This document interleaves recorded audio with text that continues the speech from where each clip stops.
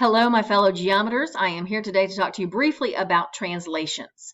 I say briefly because translations are the one transformation that has the least that you need to know about it, especially when you're doing it in the coordinate plane. In terms of there's just not a whole lot that could make it more complicated. Unlike reflections where it depends on what line you're going across, or rotations where it might depend on which direction you're turning or where the center is, translations are pretty much what you see is what you get. So let's look at the coordinate plane, and I'm going to take a figure and I'm going to want to translate that figure. So let me go ahead and draw a figure. Okay, so I drew my figure, and I was actually trying to use a straight edge, and I made it a little bit messier because of that.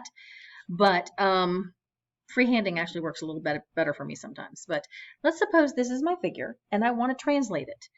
And there are two ways that I can be told about my translation. Okay, one is the normal way, the most common way to be told, which is kind of in rule form, in coordinate form.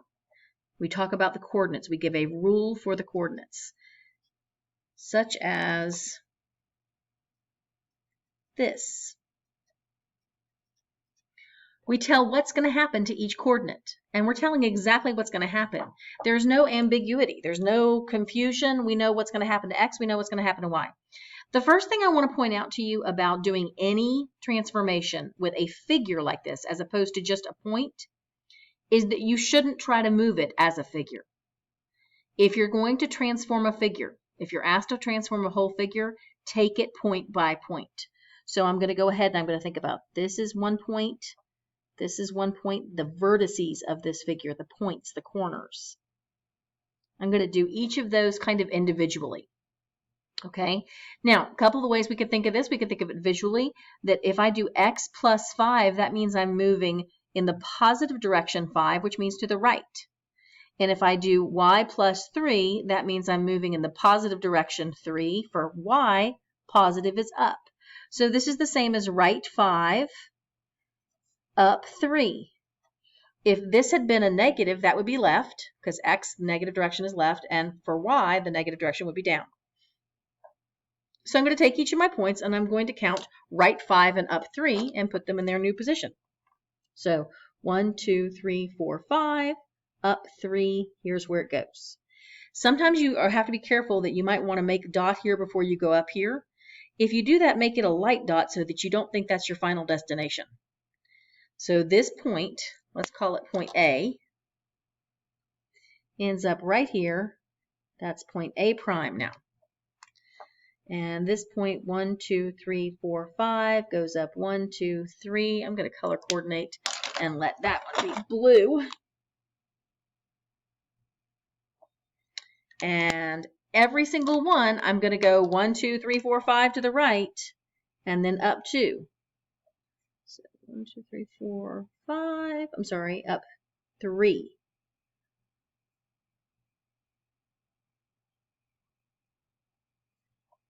And so on. Now, when it's time to connect your dots, it might help to think about what the original shape looked like.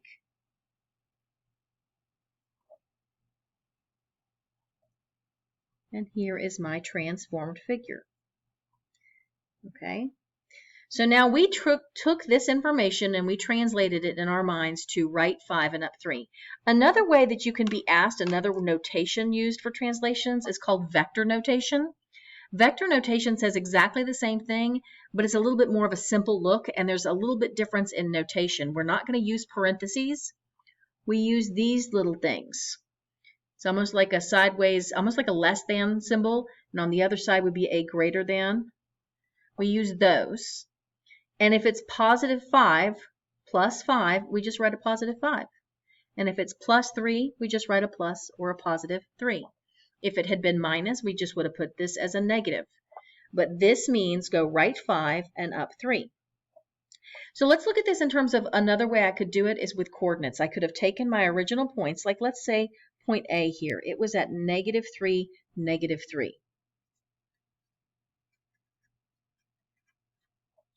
All right. Both of these, two different ways of saying the same thing, are telling me to add 5 to the X and add 3 to the Y. The plus 5 tells me to add 5 to my x value. The plus 3 tells me to add 3 to my y value. No, always make sure you're careful to separate what's happening to x from what's happening to y. And then I just do that. Negative 3 plus 5 is 2. Negative 3 plus 3 is 0. And that's where a prime should end up. Is it? It is. That's the point 2, 0. And I can do that with every single pair of points, or every single set of coordinates, pair of coordinates or point. All right, let's do this one. This point, let me call it C. C started out at 1, 2, 3, 4, 5, 6, negative 7, up 1. Why did I say negative 7? Because I went left 7.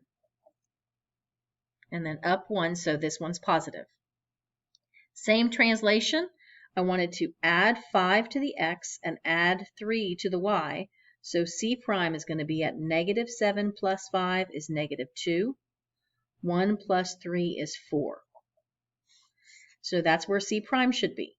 Let's look. This is that point right here. Negative 2 up 4. That's right. So you can do it visually or you can do it with the coordinates. Either way, it works pretty much the same. Let's do one more that has some a rule that's negative instead of everything was positive in this rule. Okay, this time I chose to go with a trapezoid QRST, and my translation says I'm going to take my original x and y and I'm going to transform them. That's basically what this is said. X and y becomes x minus 6 and y plus 2. All right, so let's do it visually first and say this means x minus 6 means for x, positive or plus is to the right and minus or negative is to the left. So this says left 6. For y, up is positive and down is negative, so this says up 2. So I'm going to take each point and I'm going to go 6 to the left and up 2, 6 to the left and up 2, 6 to the left and up 2 for every single one. Now, I don't actually want to do that one because I also want to think about this as, well, first of all, let's talk about what that would be in vector form. This is vector notation saying the exact same thing. Remember, it has those like sort of greater than, less than looking symbols, not parentheses, not brackets. Okay, so these are two different ways of stating the same rule for the translation. The other way I wanted to show it on this one is let's go ahead and do a table of values. Okay, in other words, I'm going to take, you could do this, you could set this up a lot of different ways. But if I'm going to take x, y, and I'm going to make it x minus 6 and y plus 2, then I'm going to take my first point is Q. Q is at 1, 2, 3, negative 2. 3, negative 2. So the x is going to subtract 6 from the x. I'm going to subtract 6 from 3 and I get negative 3. And I'm going to add 2 to the y. I'm going to get 0. So you can write that or not write that. I did not, but you could write minus 6 and plus 2 underneath each one of these points. So Q goes to this point right here is my Q prime. And R starts out at 3, negative 7. So I'm going to do minus 6 plus 2, and I get, that was Q prime. R prime is negative 3, negative 5. So negative 3, 1, 2, 3, 4, 5. There's R prime. And I could do that with each of my points, one by one. Either way I do it, I'm going to get the same results, and this is where it's going to be. Sorry, my lines are a little bit shaky there. Sometimes you'll see on images, sometimes you'll see something like this. An arrow that just points out, this was the pre-image and here is the image. Hope that helped. Let me finish labeling my figure. And I appreciate your joining me.